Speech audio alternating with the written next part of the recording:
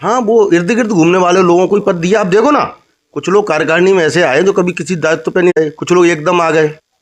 तो कम से कम जो कार्यकर्ता, मैं ये नहीं कह रहा कोई भी हो XYZ, कार्यकर्ता वो होना चाहिए जो रूटीन में चल रहा हो। मेरे मन में सबसे बड़ा विचार यही आया था कि ग्वालियर पूर्व विधानसभा को जीतने की दृष्टि से यह कार्यकारिणी संतोषजनक नहीं है, नहीं है, नहीं है। मैं ये नहीं कहता संगठन कहीं भी चले, किसी के भी सहारे पर चले, पर संगठन को लेकर, संगठन में हर वर्ग के व्यक्ति को सम्मान देकर, हर व्यक्तियों को साथ लेकर भारतीय जनता पार्टी को मजबूत करने का कार्य करे, ना कि वो अपने इर्द गिर्द घूमने वाले लोगों का कार्य करे।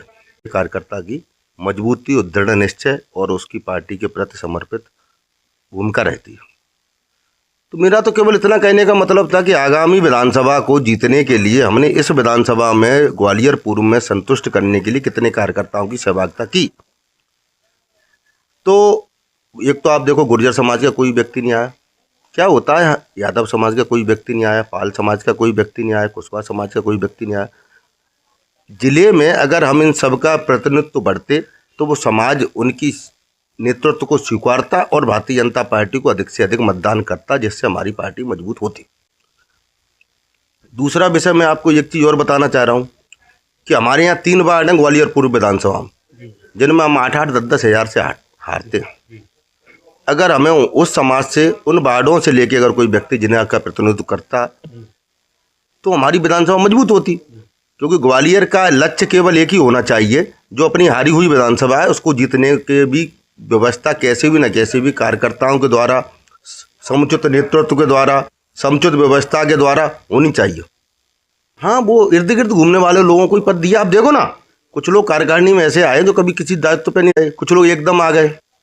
तो कम से कम जो कार्यकर्ता, मैं ये नहीं कह रहा कोई भी हो XYZ, कार्यकर्ता वो होना चाहिए जो रूटीन में चल रहा हो, जो लोगों के संपर्क में हो, जो मतदाताओं के संपर्क में हो, जो पार्टी हजारों लोगों से, सभी वर्गों से पार्टी का जो पुष्पहार मोदी जी के गले में डला है, जो विश्व में सुसज्जित हो रहा है, उस माला में सभी समाज के पुष्प लगे हुए हैं और उन्हीं की चमक से भारतीय जनता पार्टी का किला पूरे विश्व में अपनी धाक जमाए बैठा है, ना कि किसी एक व्यक्ति की वजह से।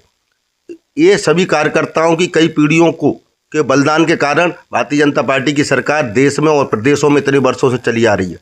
उन पीढ़ियों को तो हम जानते भी नहीं है जिन्होंने भूखे रहकर भारतीय जनता पार्टी के लिए संगठन में कार्य किया है। तो लिस्ट किसी कारण बस या हो सकती है वो, उसको जो यहाँ पर सभी कार्यकर्ताओं ने और सभी पदाधिकारियों के द्वारा कहा गया कि वो फेक लिस्ट है, पर 80% वही लिस्ट जारी हुई है और उसमें 2-4 नामों को संशोधित करके वो जारी हो चुकी है। इस विषय पर आप इसकी कोई तथ्यात्मक पुष्टि नहीं है, पर आपको शायद ध्यान हो, नगर निगम चुनाव में ऐसी बातें पूरी मीडिया पर भी चली कि टिकटों का वितरण किस स्तर पर किया जा रहा है।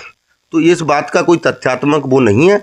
उन्होंने कहा है, उन्होंने स्पष्ट रूप से ये नहीं कहा है कि 20-20 लाख रुपए देकर पद दिए जा रहे हैं। उन्होंने ये कहा है कि काश मेरे पास भी 20 लाख रुपए होते।